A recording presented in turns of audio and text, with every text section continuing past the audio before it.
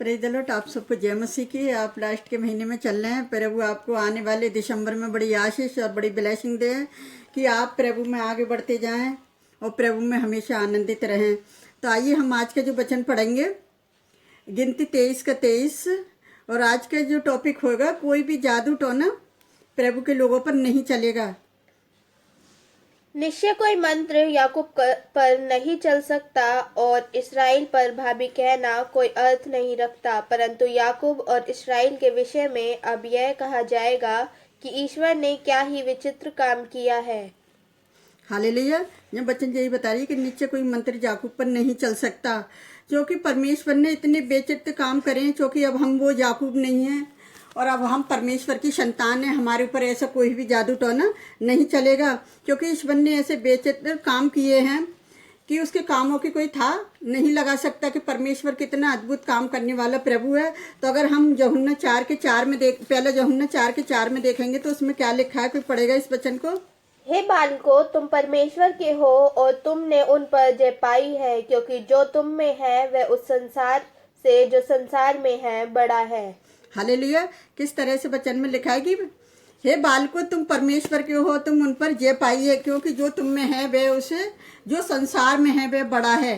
और अगर 5 में देखेंगे, वे संसार के इस कारण है कि वे बात बोलते हैं और संसार उनकी सुनता है। जो लोग संसार के हैं वो संसार की बातें बोलते हैं, और जो परमेश्वर के हैं, 6 में लिखा है, हम परमेश्वर के हैं जो परमेश्वर को जानते हैं।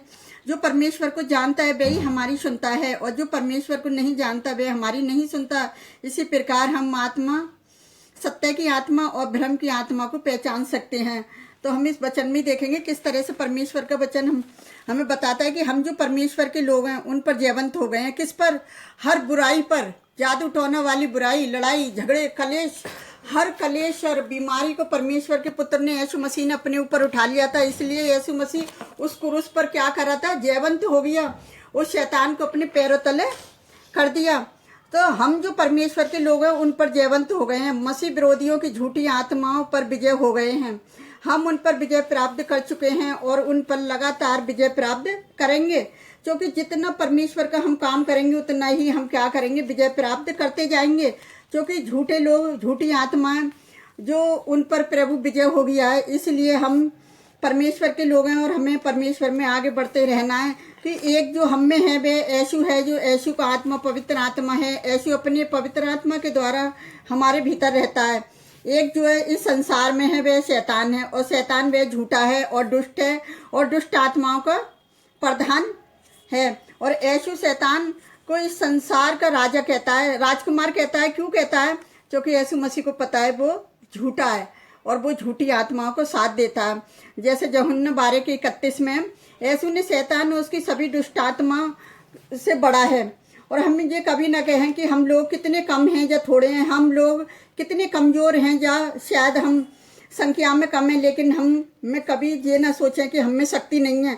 हमारे पक्ष में हमारे पास हमारे परमेश्वर का पूरा सामर्थ्य है, क्योंकि हमें सामर्थ्य देने वाला परमेश्वर जो हमारे साथ है। जिस तरह से हमने 5 और 6 में पढ़ा था कि हमें झूठी मसीह विरोधी लोग जो दूसरे धर्म के शिक्षक हैं, नबी हैं, जो इस संसार की ओर से हैं, वे संसार से प्रेम करते हैं और संसार उनसे प्रेम करता है। जैसे यूहन्ना 15:19 में वे संसार की बातें बोलते हैं, इसलिए संसार उनकी बातों को सुनता है। और हम क्या है? हम परमेश्वर के हैं। हमारे पास मसीह का पवित्र आत्मा है और परमेश्वर की ओर से है। यदि कोई व्यक्ति हमारी बातें सुनकर उसे ग्रहण करता है तो वे परमेश्वर की ओर से है। यदि कोई व्यक्ति हमारे वचनों को ग्रहण नहीं करता तो वे परमेश्वर की ओर से नहीं है। हालेलुया। तो इसी रीति से हम मालूम कर सकते हैं कि किसी व्यक्ति के पास सत्य का आत्मा है या नहीं है, पवित्र आत्मा उसके पास है क्या नहीं है, या उसके पास झूठ का आत्मा है। सत्य का पवित्र आत्मा का एक नाम है। संसारिक लोग पवित्र आत्मा को ग्रहण नहीं कर सकते, क्योंकि संसार सत्य को नहीं पहचानता। संसार ने झूठी आत्मा और झूठी आत्माओं को ग्रहण कर लिया है, और संसार के लोगों को झूठी आत्माओं ने क्या करा है? धोखा दिया है और उन्हें अंधकार में चलाता है। तो आज बहुत सारे लोग हैं जो अंधकार में चल रहे हैं। जिस तरह से पतरस ने लिखा कि चौकस रहो ताकि अधर्मियों के भ्रम में फंसकर अपनी स्थिरता को हाथों से कहीं खो न दो, परंतु हमारे प्रभु और उद्धारकर्ता यीशु मसीह का अनुग्रह और पहचान में बढ़ते जाओ। हालेलुया। तो यहाँ परमेश्वर का वचन हमें यही बता रही है कि किस तरह से हमें परमेश्वर के वचन में बढ़ते जाना है और परमेश्वर की अगुवाई में हमें चलते जाना है, क्योंकि हमारा परमेश्वर महान और आदर के जो परमेश्वर है वो हमें हर बुराई से बचाने के लिए हमारे साथ है। जिस तरह से अभी हमने 31 में पढ़ा था, यूहन्ना 12:31 में, कि यीशु ने कहा अब इस जगत का न्याय होने का समय आया है। इसका अर्थ यह है कि यीशु के क्रूस के बारे में इस संसार के लोगों का न्याय होगा। लोगों ने यीशु को क्रूस पर लटका कर खुद को दोषी ठहरा लिया है। हालेलुया। किस तरह से परमेश्वर के पुत्र को यहाँ संसार के लोगों ने अपने आप को दोषी ठहरा लिया है, और वो आज क्या कर रहे हैं कि शैतान के भ्रम में पड़कर पता है कि एक दूसरे का बुरा कर रहे हैं, छोटी छोटी बातों पर खून खराबा कर रहे हैं और छोटी छोटी बातों के ऊपर एक तरह जादू टोना का काम कर रहे हैं। तो मैं भी जादू टोने के बारे में, कि परमेश्वर ने मुझे वचन दिया, उस वचन के लिए भी मैं परमेश्वर का धन्यवाद करती हूँ कि परमेश्वर अपने लोगों के लिए कितने बड़े बड़े अद्भुत काम करता है और अपने लोगों को किस तरह से ऐसी बुराइयों से बचाता है। तो मैं आपको एक गवाही बताना चाहती हूँ कि ये गवाही संडे की है, 24 नवंबर की। तो मैं परमेश्वर का धन्यवाद करती हूँ कि मैं सुबह अपनी छत पे प्रार्थना करके आई थी और मैं लगातार प्रार्थना में लगी रहती हूँ, क्योंकि मुझे पता है कि शैतान फाड़ खाने के लिए विश्वासी लोगों को ताकता रहता है। तो लेकिन वचन में लिखा है, याकूब 4:7 में लिखा है कि शैतान का सामना करो तो वो तुम्हारे पास से भाग जाएगा। तो हमें भगाने का हमारे पास से एक ही हथियार है, प्रेम का हथियार, क्योंकि परमेश्वर प्रेमी है। उसने हमने प्रेम करना सिखाया और परमेश्वर ने कह दिया जितने हथियार तेरी हानि के लिए ठंगे कोई भी तुझ पर प्रबल नहीं होगा। तो मैं इसी वचन के ऊपर आपको एक गवाही बताना चाहती हूँ कि अचानक ही हमारे छत पे कुछ काम था और वो काम के लिए हमारे क्या हुआ कि किसी ने हमसे इतना बैर किया, हमें पता नहीं कि हमारा बैरी कौन है। हम तो सबसे प्रेम करते हैं और परमेश्वर प्रेमी है। उसने हमें हर एक दूसरे से कहिए तुम प्रेम करो, अपना पड़ोसी अपने घर के समान है। तो हम तो घर के समान समझते हैं, लेकिन अचानक से क्या करा, हमारी छत पर, वैसे तो मैं देख ही रही थी बहुत दिन से दूसरे की छत पर टोटका हो रहा था, लेकिन मैंने मना करने की कई बारी वचन से समझाया, लेकिन लोग समझ नहीं पाते क्योंकि उनके अंदर शैतान काम कर रहा है। तो अचानक क्या हुआ कि संडे को उन्होंने हमारी छत पर क्या करा, कोई मंत्र कर दिया। और वो मंत्र पता है क्या है, मैं विश्वास नहीं करती क्योंकि मेरा परमेश्वर मेरे साथ है। और जब मैं चर्च गई हुई थी और मैं चर्च से आई तो मेरी लड़की ने पता है क्या करा, जल्दी से उसको साफ कर दिया। और साफ करने के बाद वो एकदम ऐसी हो गई, उसके अंदर इतना डर और भय भर गया कि क्या बताऊं, कुछ भी मुझे समझ नहीं आ रहा। और मैंने प्रार्थना करी उसके लिए और उसे मैंने हिम्मत दी उसे, मैंने कि मुझे बता क्या हो गया, कि बोली ऐसे ऐसे बात है, कोई हमारी छत पे हमारे सामान के ऊपर पता है क्या आता है कि लाल चावल करके वो डाल गया है और मैंने उसको झाड़ के फेंक दिया। तो मैंने कहा अच्छा तूने झाड़ के फेंक दिया, कोई बात नहीं है, मैं पूछ लूँगी, सब छत पे ही हैं। और जब मैंने छत पे एक भाई से पूछा, मैंने कि भाई ये हमारी छत पे ये क्या करा है, किसने करा है? तो कह रहा है हमें नहीं पता किसने करा है। तो वो ऐसे क्या हुआ, जैसे इसी बात को, छोटी सी बात को लेकर वो क्या हुआ, झगड़ा करने लगे। और झगड़े में पूरे फ्लोर के लोगों को बुला लेकर ले आया कि चलो मेरे साथ चलो, जो मुझसे लड़ रही है। फिर मैंने उस भाई को बताया, मैंने कि भाई मैं लड़ नहीं रही, आप ये बताओ आपके घर में यदि कोई कुछ करके डालिया जादू टोना तो आपको कैसा लगेगा? हम तो विश्वास नहीं करते, लेकिन हम तो परमेश्वर के लोग हैं, लेकिन शैतान लड़ाना चाहता है और वो लड़ाई की वजह से ही ये सब कुछ किया गया है। तो हमारी इसमें कोई लड़ाई वाली बात नहीं है। तो कह रहा है मैं कुछ नहीं कर सकता, किसने डाला कोई बात नहीं है, डाल दिया। तो मैंने कहा चलो कोई बात नहीं है, चलो लड़ाई खत्म करो। अब क्या हुआ कि लड़ाई इतनी बढ़ गई कि शाम तक लड़ते ही जा रहे। लड़की को ऐसा पागल सा बना लिया उन्होंने। लड़की ने भुतेरा बोला कि भैया क्यों लड़े जा रहे हो बेवजह की, अब लड़ाई को ख़त्म कर दो, लेकिन नहीं मानना है। फिर मैंने अचानक से क्या करा, मुझे प्रॉपर्टी की जो बिल्डिंग है, मैंने उस प्रॉपर्टी वाले से बात करी। मैंने कि भैया देख ऐसे ऐसे हमारी छत पर रोज़ कोई ना कोई कुछ ना कुछ करता रहता है। तो फिर वो बोला कि देखो जो भी कुछ है ना, वो जो कर रहा है वो अपने घर में करे, वो तुम्हारे घर पे क्यों आ रही है? कह रहा कौन कौन लड़ रहा है तुमसे, मुझे बताओ। अब जैसे उसको बताया तो उसका तो क्रोध इतना बढ़ गया कि दोनों तरफ से लड़ाई इतनी छिड़ गई कि रात तक लड़ाई थमने में नहीं आ रही। अब मैंने क्या करा, परमेश्वर से प्रार्थना करी, परमेश्वर पिता जानता है कि हम इन जादू टोना से डरने वाले नहीं हैं, तूने हमें लड़ने वाला बनाया है कि हम प्यार के हथियार से लड़ सके, लेकिन इस लड़ाई के हथियार से नहीं। तू ही हमारी अगुवाई कर, हम क्या करें क्या नहीं करें।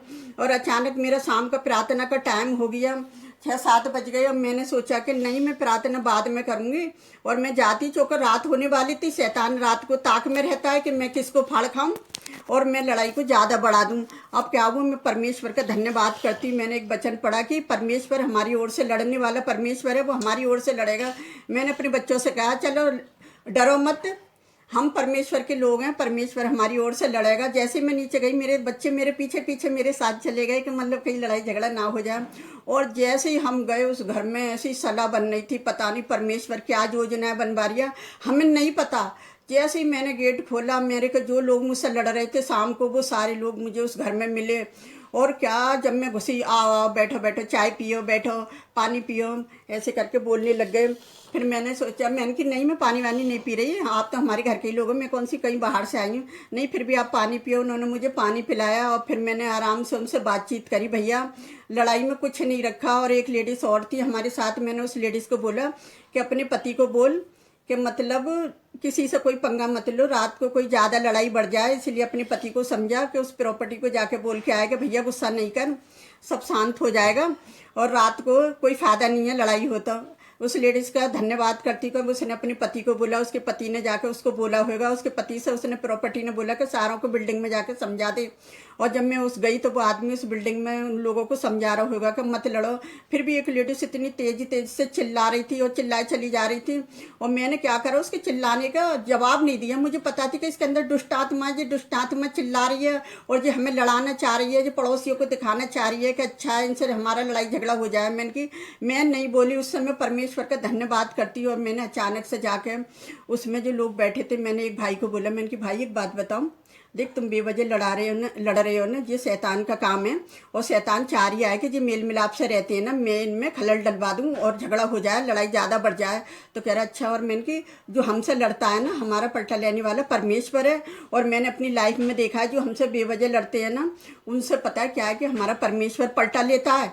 और जो मैंने अपनी आंखों से स्वयं देखा है और कानों से बातों को सुना भी है। तो मैंने कि अगर आप चाह रहे हो कि परमेश्वर हम आपसे पलटा हमारा ले ले, तो आप बता दो, विधवा नाथों का न्यायी परमेश्वर है।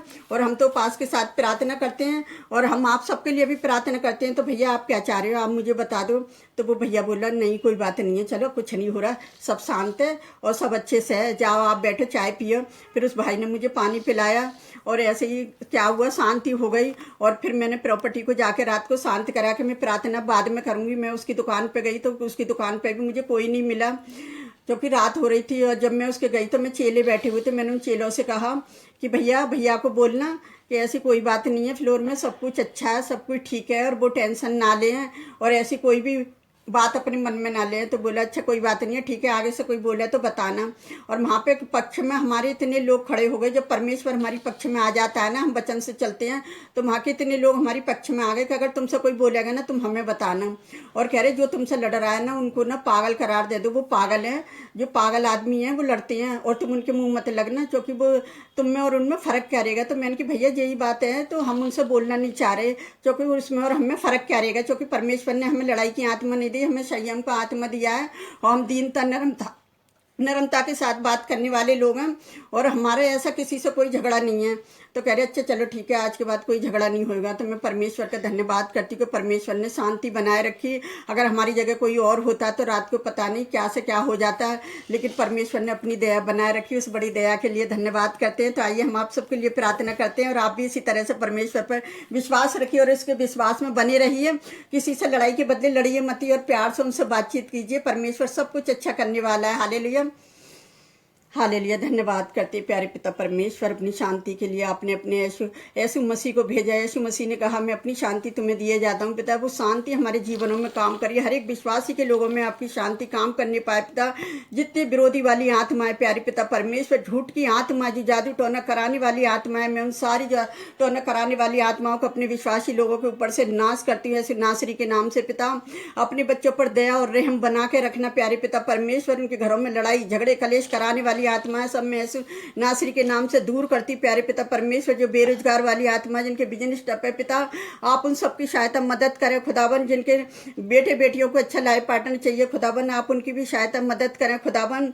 जो लोग आपसे प्रार्थना कर रहे हैं पिताजी अपनी जॉब के लिए, अपने बेबी के लिए पिता, आप उनकी भी प्रार्थनाओं को सुनना कबूल करना प्यारे पिता परमेश्वर। मैं अपनी सारी YouTube channel family, Instagram family को सबको आपके हाथ में देती प्यारे पिता परमेश्वर। इंस्टाग्राम फैमिली को जो अपनी कमेंट्सों को लिखते हैं पिताजी, और जो अपनी लोग कमेंट्सों को लिखे, अपनी समस्याओं को लिख भेजें प्यारे पिता परमेश्वर, ताकि हम उनके लिए प्रार्थना कर सके कि आपके नाम को महिमा और आदर मिल सके प्यारे पिता परमेश्वर। हम अपनी देश की सुरक्षा के लिए प्रार्थना करते हैं, अपने देश के प्रधानमंत्री, राष्ट्रपति, सीएम के लिए प्यारे पिता परमेश्वर, कि हमारे देश के लिए प्यारे पिता परमेश्वर आपकी सुरक्षा की जरूरत है पिता। अपने देशवासियों के लिए हमें आपकी सुरक्षा की जरूरत है खुदावन।